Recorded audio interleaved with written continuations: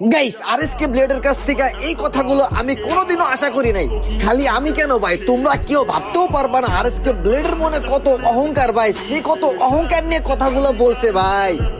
Guys একটা international tournament প্লেয়ারের মনের ভিতরে যদি এত অহংকার থাকে, তাহলে আমি মনে করি তার টুর্নামেন্ট খেলার কোনো দরকার নাই ভাই। খালি টুর্নামেন্ট কেন, এই ফ্রি ফায়ার গেমটা খেলারই কোনো দরকার নাই। আচ্ছা গাইস, কি জন্য আমি এই কথাগুলো বলতাছি তোমাদের সবাইকে একটু খুলে বলি, ঠিক আছে?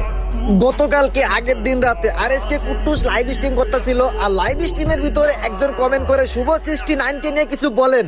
আর এইটার উত্তরে কুট্টুস সুন্দরভাবে বলছিল শুভ 69 আসলে একটা ভালো টুর্নামেন্ট প্লেয়ার। বাট একটু পরে ব্লেডের মুখ থেকে শোনা যায় শুভ 69 যদি ভালো প্লেয়ার হইতো সে বড় বড় ইন্টারন্যাশনাল টুর্নামেন্ট গুলা খেলতে পারতো। ভাই এইসব কথা বলার মানেটা কি ভাই? সত্যি কথা বলতে শুভ 69 তোমার থেকে শতগুণে ভালো খেলে ভাই, তোমার মতো মনে অহংকার নিয়ে চলে না। সব থেকে বড় কথা, সেম প্রশ্নটা যদি শুভ 69 কে করা হয়, সে অনেক সুন্দরভাবে উত্তর দেয়। বাংলাদেশের সেরা রাশার আরএসকে ব্লেড ভাই তোমাকে ভাই বলে সম্বোধন করে।